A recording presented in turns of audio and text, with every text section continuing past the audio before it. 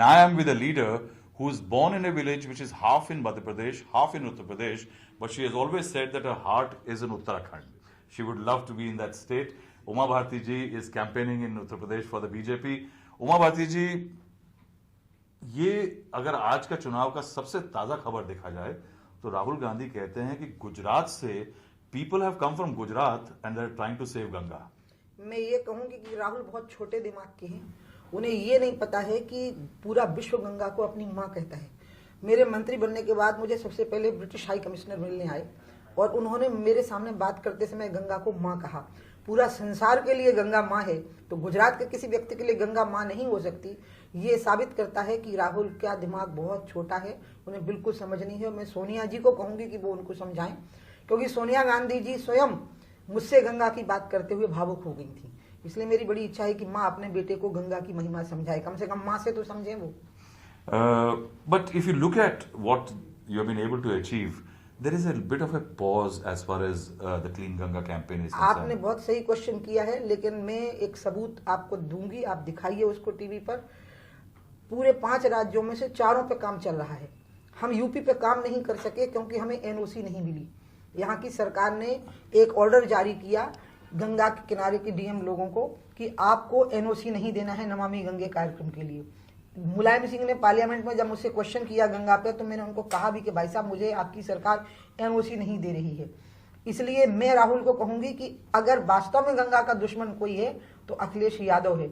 इसलिए वो तुरंत या तो उसको अपनी गाड़ी से उतारे, अगर जरा भी गंगा के प्रति आस्था राहुल की है, या स्वयं अखिलेश की गाड़ी से उतरे।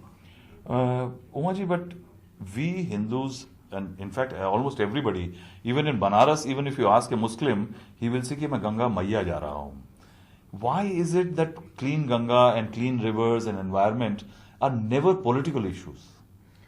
उसका कारण यह है कि भारत में और खास करके इंडियन कॉन्टिनेंट में स्वच्छता के प्रति जागरूकता का अभाव है।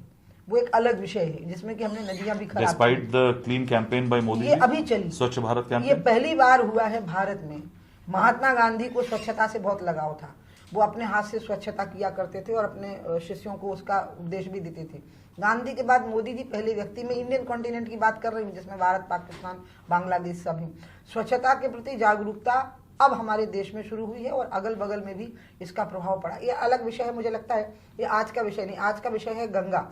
हमने 29 साल में उनने 4000 करोड़ दिए, हमने 2 साल में 20,000 करोड़ का प्रावधान किया। 4 राज्यों में काम चल रहा है, यूपी में नहीं चल पाया क्योंकि एनओसी नहीं मिली।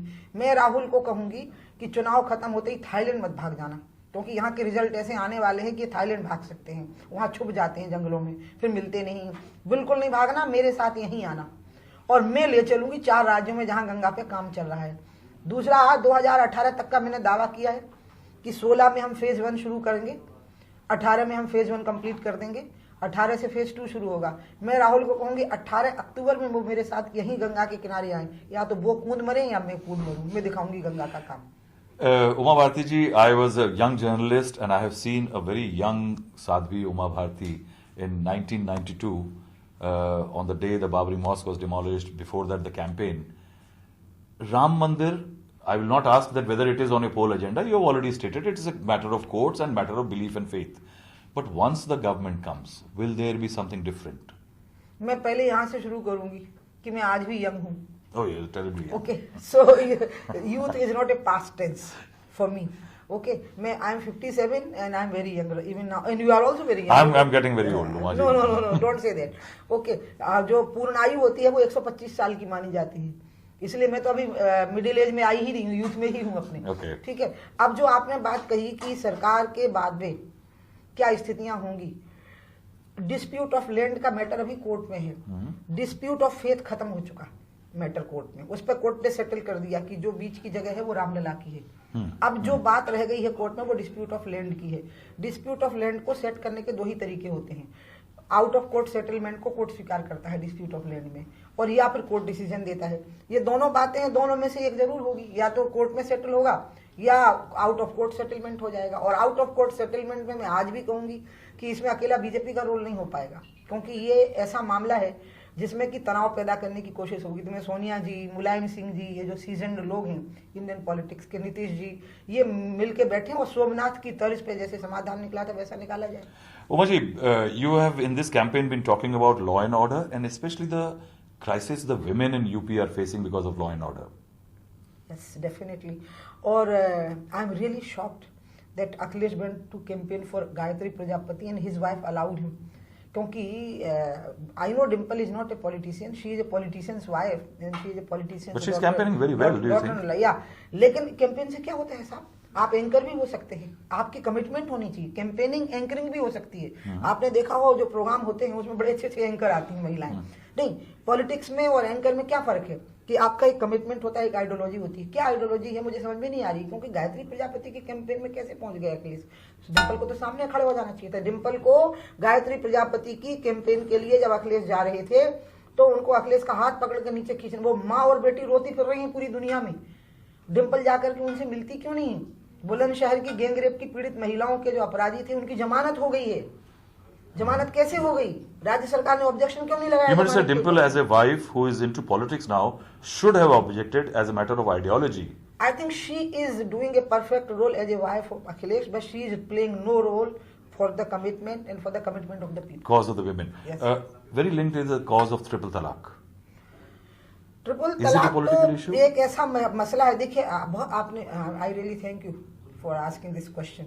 इस्लाम के दो हिस्से हैं, एक उनका फेथ है और एक उनके समाज की व्यवस्थाएं हैं। तलाक फेथ से संबंधित नहीं है, कॉन्ट्रैक्ट है। Marriage is a contract for them, it is an agreement between the two male and female. अब उस कॉन्ट्रैक्ट का प्रकार क्या होना उस पर डिबेट हो सकती है, उस पर लॉ का कोई वर्डिक्ट हो सकता है, उसको आप धर्म से मत जोड़िए। ये पीएम ने भी कहा है कि ट्रिपल तलाक के मसले को हम इबादत पे नहीं बोल रहे हैं ना, हम कुरान पे नहीं बोल रहे हैं, हम मोहम्मद साहब पे नहीं बोल रहे हैं, हम ट्रिपल तलाक पे बोल रहे हैं जो कि समाज का मसला है। करोड़ करोड़ कम से कम इस देश में 10 करोड़ मुस्लिम महिलाएं होंगी, उनकी जिंदगी का, उनके आत्मसम्मान का मसला है। कोर्ट को अपना फैसला सुनाने दीजिए, सरकार को अपना फैसला करने दीजिए, लेकिन डिबेट होने दीजिए। मैं डिबेट को वेलकम करता हूं। You welcome debate. I have heard you many times say that debate should be welcomed. But do you think it is an issue which can be resolved by an awareness among Muslim women or by government intervention? Say the BJP, which is always looked with suspicion as far as Muslims are concerned. Awareness The government should stay away. ये जैसे जो marriage act हुआ था ना, जब child marriage act को रोकने के लिए, तो अवेयरनेस अलग चली थी और एक्ट अलग आया था। इसमें दोनों करने पड़ेंगे एक साथ। You mean the central government has to intervene? Yes, definitely. Without intervention, it cannot happen. No, it is not an intervention. But if the BJP does politics on it, नहीं, इसमें तो उनको नहीं करनी चाहिए, वो गलती कर रहे हैं। BJP also should not do politics. No, no, we will not do politics. We should not do politics. We should not do politics. Akhilesh is saying that he's fighting criminals. He's against criminals in politics. And campaigning for Gayatri Prajapati, right? Do you think that's a contradiction? Not only a contradiction, it is a deceptive personality. Mayawati is saying that she is fighting for the Muslim cause. और अंसारी को मिला लिया है अपनी party में। मतलब ये क्या बोल रहे हो, क्या कर रहे हैं?